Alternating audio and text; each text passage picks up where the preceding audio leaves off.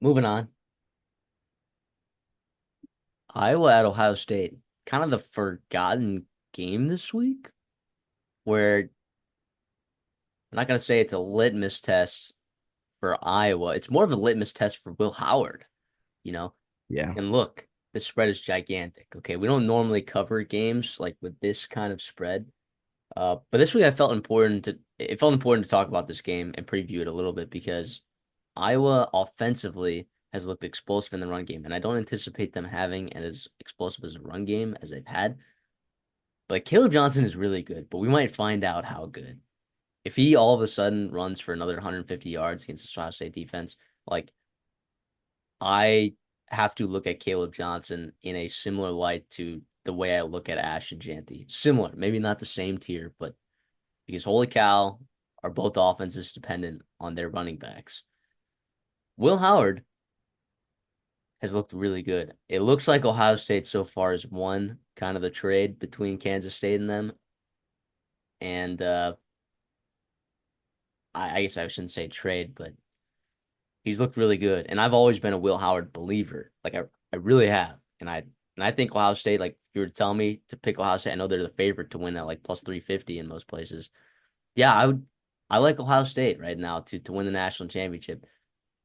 But we haven't really seen Ohio State play a real challenging team yet. So I'm excited for this one, man. I'm excited. Like Will Howard looks good against this Iowa defense. Granted, I don't think this Iowa defense, we've talked about this, I don't think it's as good as some of the past couple years defenses that they've had at Iowa. But boy, would if Will Howard looks really good, I'm inclined to take maybe Ohio State a little, maybe sprinky on a future. Yeah, we saw Iowa in two of their tougher games this year. Obviously, Minnesota in that first half and Iowa State in that second half moved the football through the air, right? And that was something that I think we were both surprised with. First of all, how talented and athletic their linebacking duo is, and also how experienced their defensive backs are. Their safety group is very, very talented, very, very experienced. There was Schulte and Lampka. And like with all due respect to Minnesota, right? And Daniel Jackson, very good football player. All due respect to Iowa State, Rocco Becht and the two stud receivers there. You got to believe Ohio State not only can block better and hold up for Will Howard, but also with how well Jeremiah Smith, Ibuka, how talented Tate and Ennis are.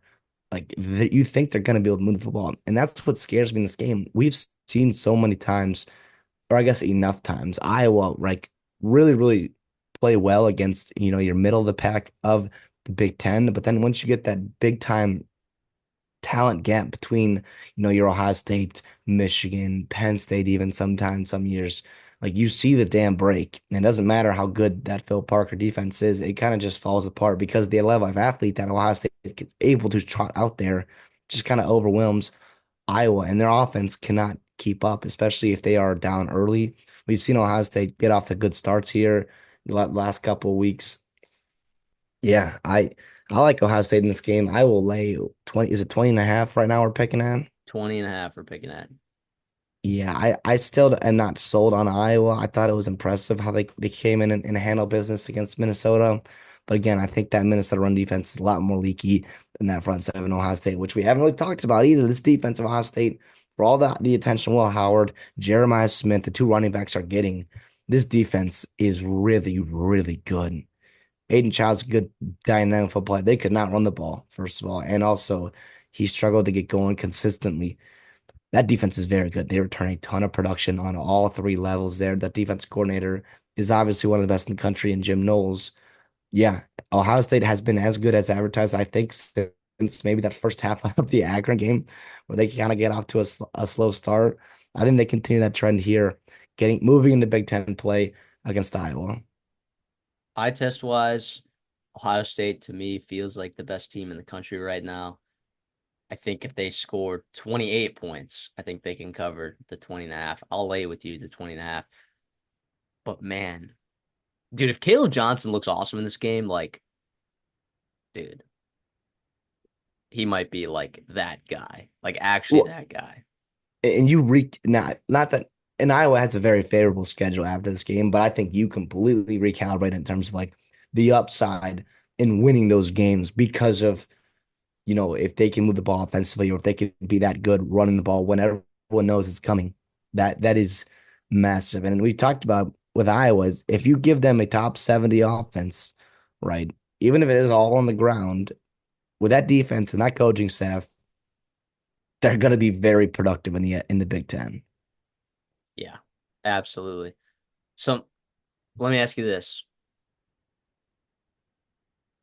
Is Iowa's defense the best defense Ohio State's going to see all year? I'm inclined to say no.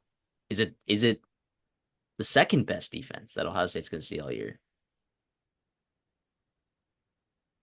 I don't know because you got a stretch here coming up where you have Oregon next week, which is a huge game, and that's the Look other thing ahead. too. Is it? Yeah, is it look at? I think Ryan Uh, Day and them they know better than look ahead against Iowa. yes. This is a senior ridden team. I don't think they're gonna be doing that. They don't have to, by the way. They can play their B minus game and still get a win here. But Oregon's got a solid defense. I think Nebraska has a solid defense. I think Penn State and Michigan as well. All of a sudden, Ohio State's schedule is looking a little bit more challenging than I think we had originally kind of previewed, where we're like, okay, there's 3 games in this. Now, obviously, we say challenging. One of their challenging games, they're 20.5 point favorites, right? That is the parity of the Big Ten we've talked about, but it's interesting. If they struggle in this game stopping the run, I think you're going to see that's a little bit more concerning. That's to me, it's the takeaway is okay. Maybe Iowa's very good around the football. They're going to be able to do that against anybody. But also for Ohio State, that to me would be concerning with that front seven.